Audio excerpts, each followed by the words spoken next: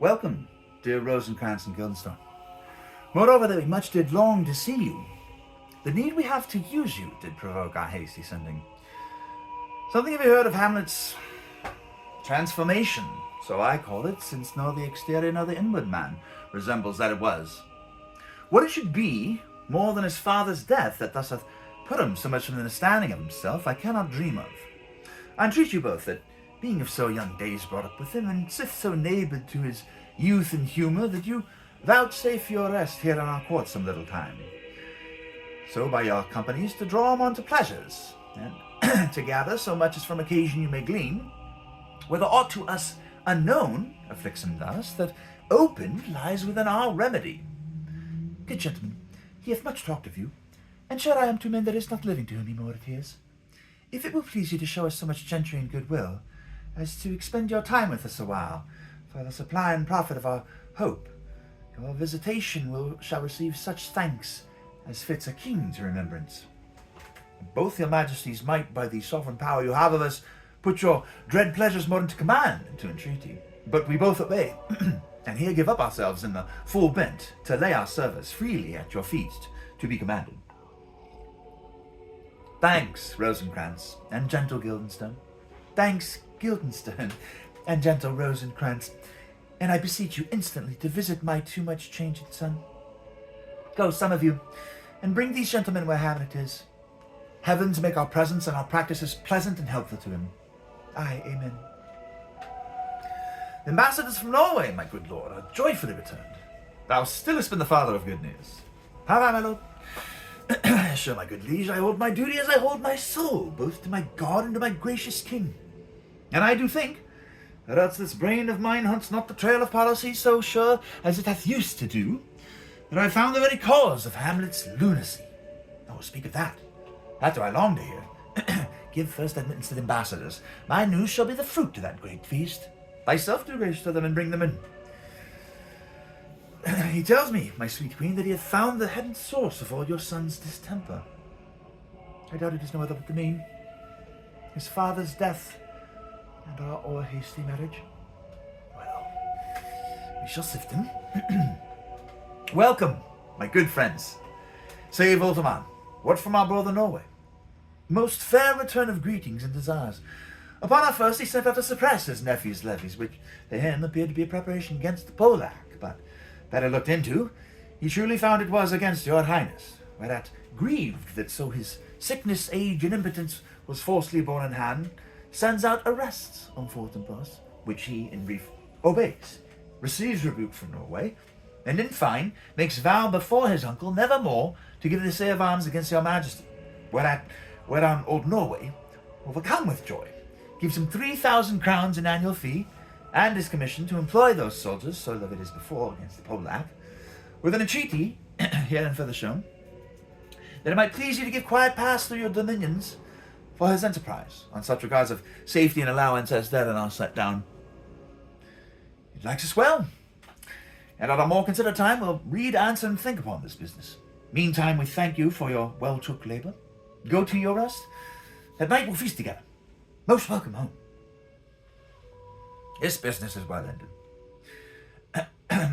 My liege and madam, to expostulate what majesty should be, what duty is, why day is day, night, night, and time is time, were nothing but to waste night, day, and time.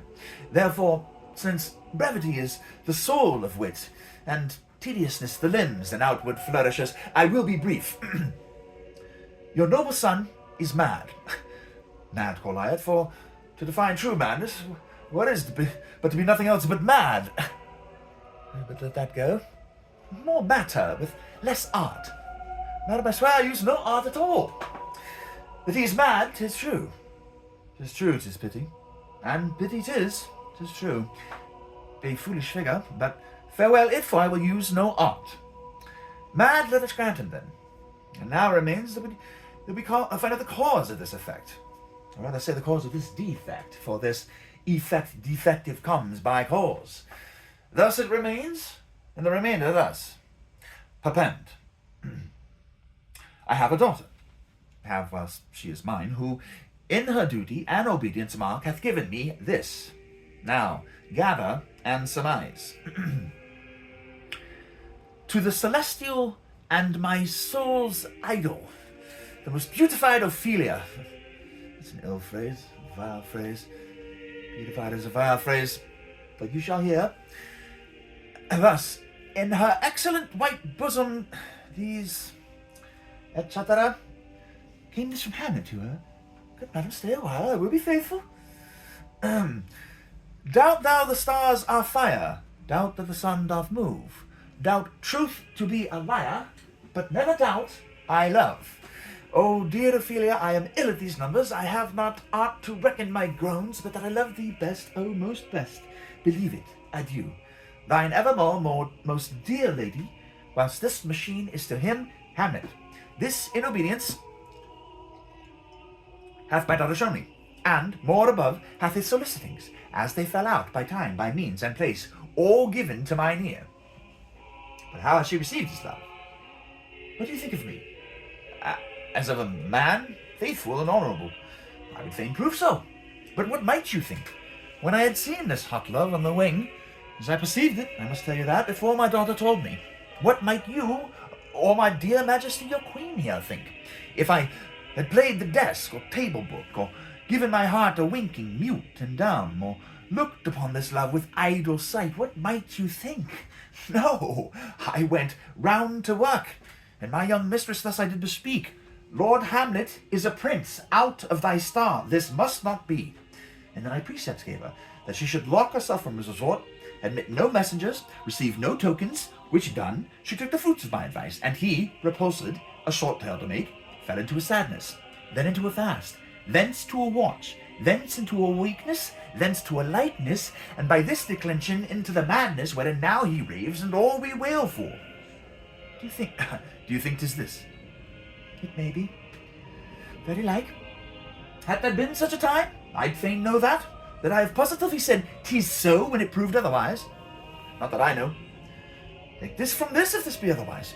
If circumstances lead me, I will find where truth is hid, though it were hid indeed within the centre. How may we try it further? You know sometimes he walks 4 hours together here in the lobby. So he does indeed. At such a time, I'll loose my daughter to him. Be you and I behind an arras then. Mark the encounter.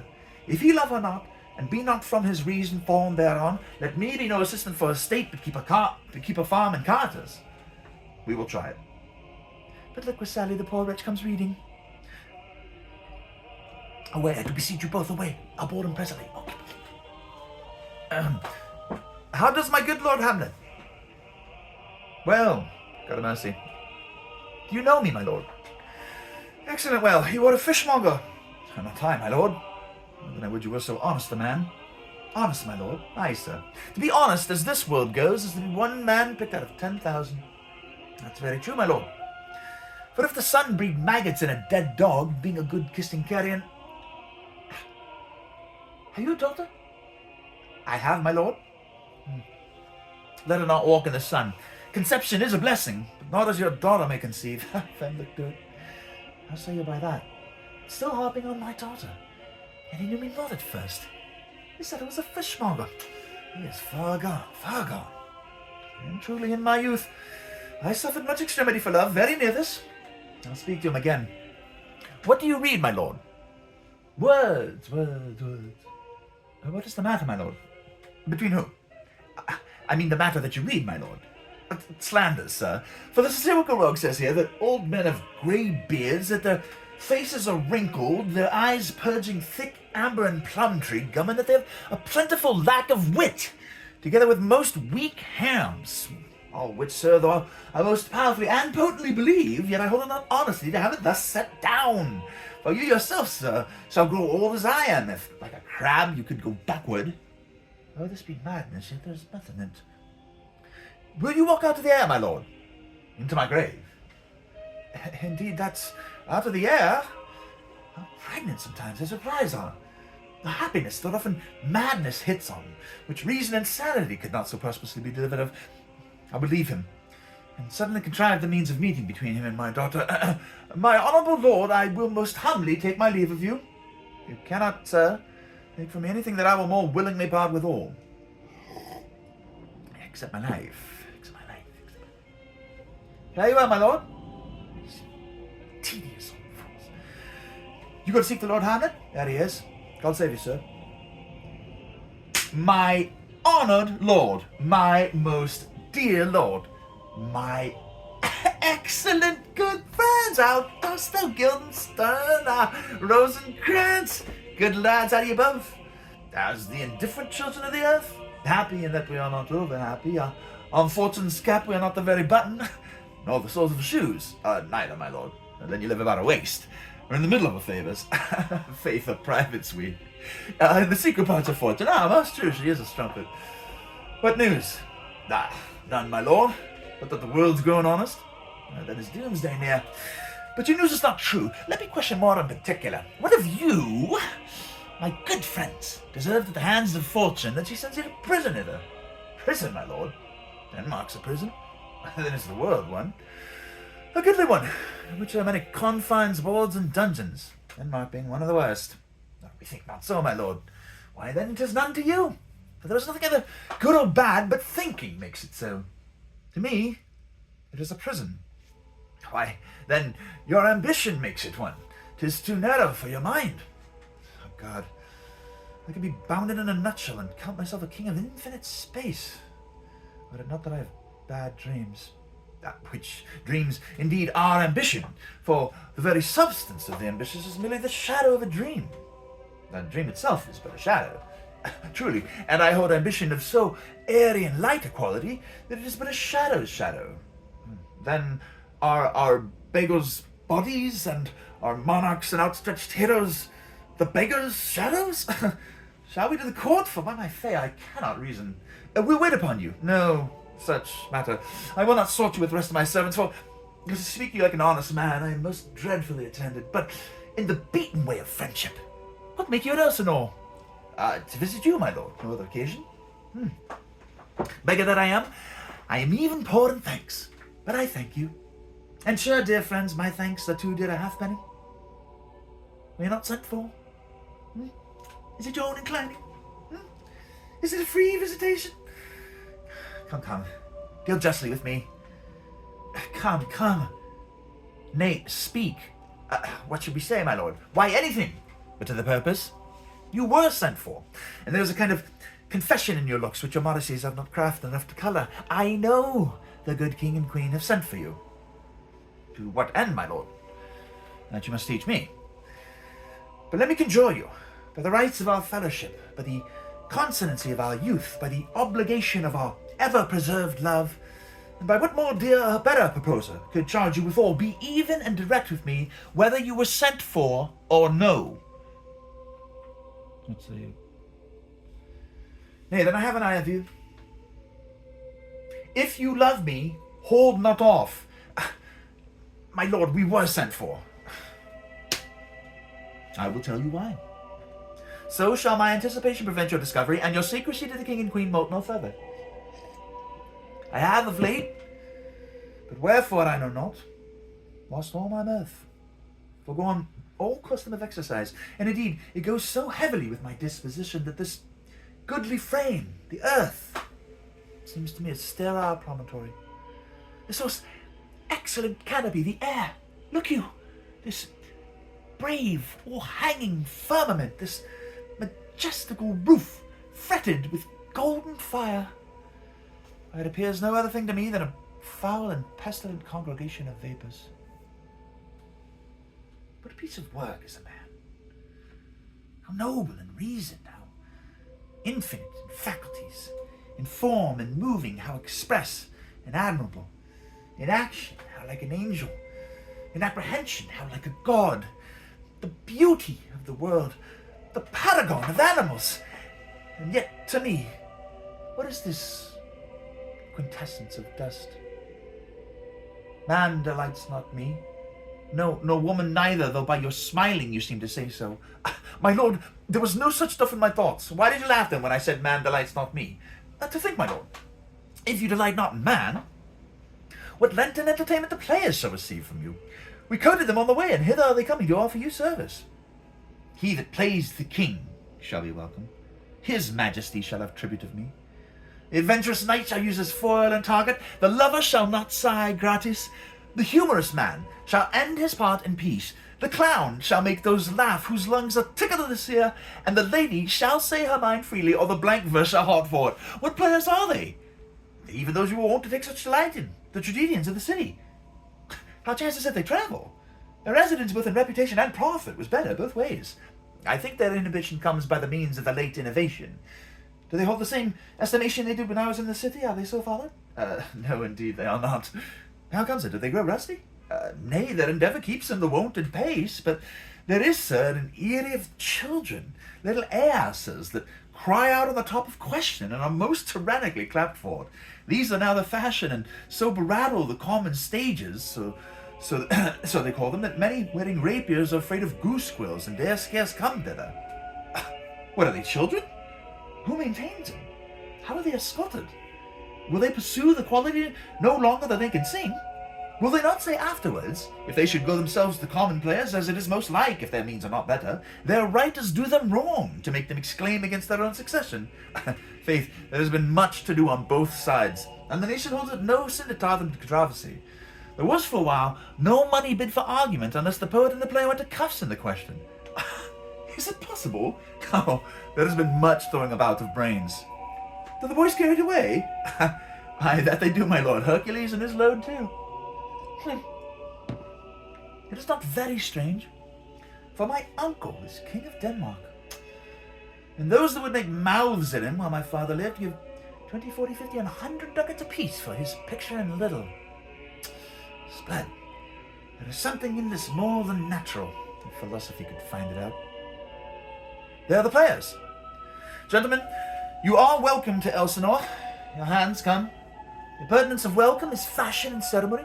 Let me comply with you in this garb, lest my extent of the players, which I tell you must show fairly outward, should more appear like entertainment than yours. You are welcome, but my uncle father and aunt mother are deceived. In what, my dear lord? I am but mad north-northwest, and the wind is southerly. I know a hack for a handsaw. Well, be with you, gentlemen. Hark you, Guildenstern, and you two, at each ear to header. That great baby you see there is not yet out of his swaddling clouts. Happily it's the second time come to them, for they say an old man is twice a child. I will prophesy he comes to tell me the players' market. You say right, sir, Monday morning, and 'twasn't then indeed. My lord, I have news to tell you. My lord, I have news to tell you. When Roscius was an actor in Rome, the actors come hither, my lord. Buzz, buzz. Upon my honour. And came each actor on his ass. The best actors in the world, either for tragedy, comedy, history, pastoral comical, historical pastoral, tragical historical, tragical comical, historical pastoral, scene indivisible or poem unlimited. Seneca cannot be too heavy nor Plautus too light. For the law of writ and the liberty, these are the only men. Oh, Jephthah, judge of Israel, what a treasure hast thou? What a treasure had he, my lord?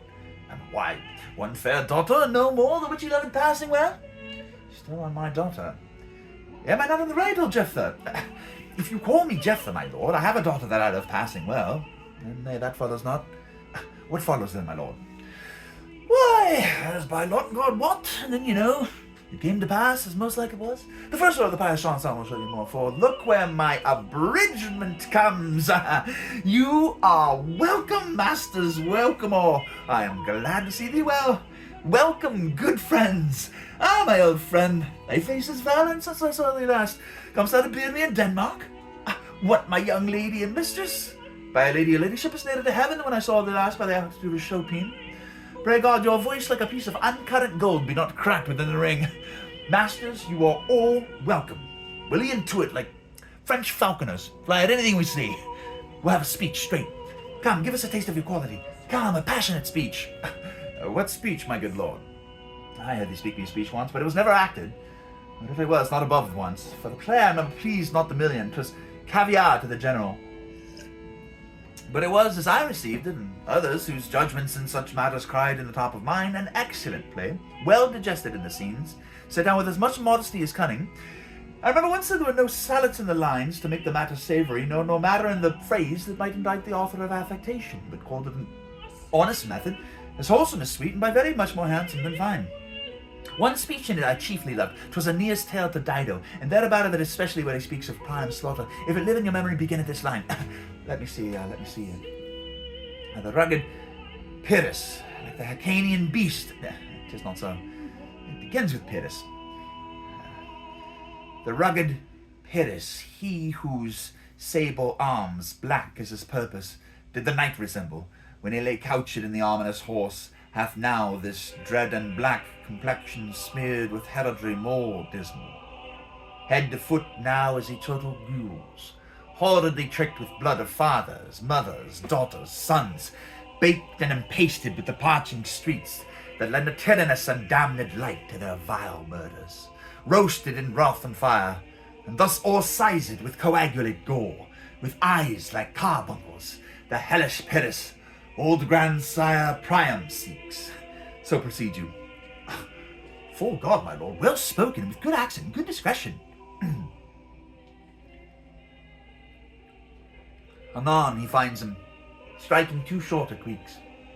His antique sword, rebellious to his arm, lies where it falls, repugnant to command. Unequal matched, Pyrrhus at Priam drives, in rage strikes wide, but with the whiff and wind of his fell sword, the unnerved father falls.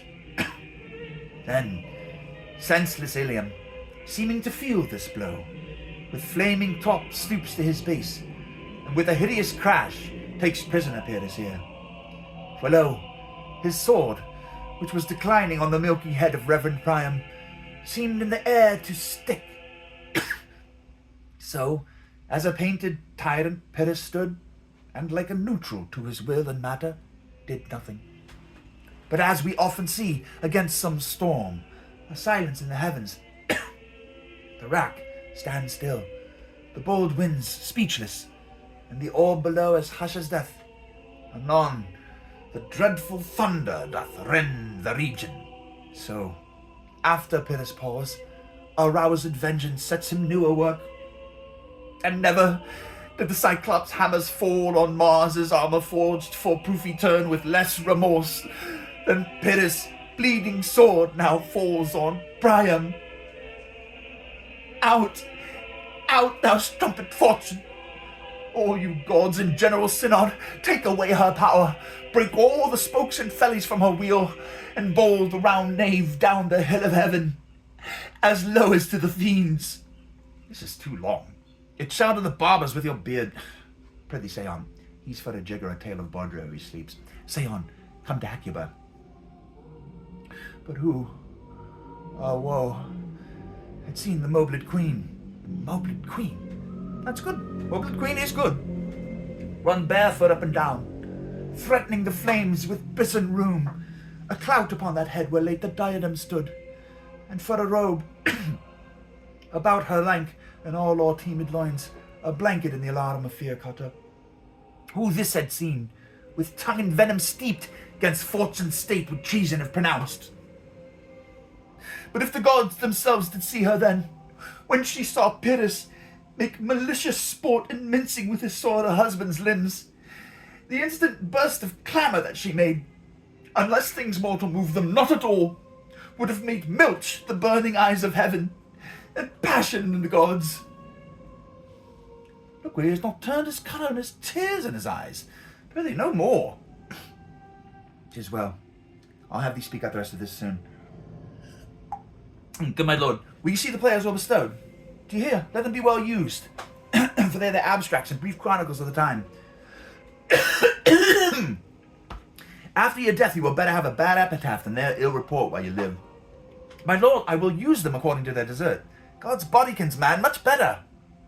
Use every man after his desert, and who shall scape whipping? Use them after your own honour and dignity. The less they deserve, the more merit is in your bounty. Take them in. Come, sirs. Follow him, friends. We're here to play tomorrow. Dost thou hear me, old friend? Can you play the Murder of Gonzago? Aye, my lord. We'll have tomorrow night. You could for a neat study a speech of some dozen or 16 lines, which I would sit down and send it, could you not? Aye, my lord. Very well. Follow that, lord. And look you, mock him not. My good friends, I'll leave you till night. You are welcome to Elsinore. Good, my lord. Aye, so God be with you. Now I am alone. Oh, what a rogue and peasant slave am I. Is it not monstrous that this player here, but in a fiction, in a dream of passion, could force his soul so to his whole conceit, that from her working all his visage warned, tears in his eyes, distraction in his aspect, a broken voice, and his whole function suiting with forms to his conceit, and all for nothing, for Hecuba. What's Hecuba to him, and he to Hecuba, that he should weep for her? What would he do, had he the motive and the cue for passion that I have? He would drown the stage with tears, and cleave the general ear with horrid speech, make mad the guilty and appall the free, confound the ignorant, and amaze, indeed, the very faculties of eyes and ears. Yet I, a dull and muddy-mellowed rascal, peaked like John o' Dreams, unpregnant of my cause, and can say nothing, no, not for a king, upon whose property and most dear life a damned defeat was made. Am I a coward? Who calls me villain, breaks my pate across, plucks off my beard and blows it in my face, tweaks me by the nose, gives me the lie in the throat as deep as to the lungs? Who does me this, huh? Swoons, I should take it, for it cannot be, but I am pigeon-livered, and lack gall to make oppression bitter, or ere this, I should have fatted all region kites with this slave's offal. Bloody, bawdy villain, remorseless, treacherous, lecherous, kindless villain! Oh, vengeance!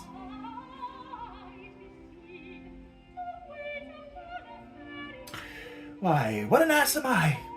Aye, sure, this is most brave. That I, the son of a dear father murdered, prompted to my revenge by heaven and hell, must like a whore unpack my heart with words and fall a-cursing like a very drab, a scullion. Fire upon it, foe! About my brain. I have heard that guilty creatures, sitting at a play, have by the very cunning of the scene been struck so to the soul that presently they have proclaimed their malefaction. For murder, though it have no tongue, will speak with most miraculous organ. I'll have these players play something like the murder of my father before mine uncle. I'll observe his looks. I'll tempt him to the quick, if he but blench. I know my course. The spirit that I've seen may be the devil, and the devil hath power to assume a pleasing shape. Yea, and perhaps, out of my weakness and my melancholy, as he's very potent with such spirits, abuses me to damn me. I'll have grounds more relative than this. The play's the thing.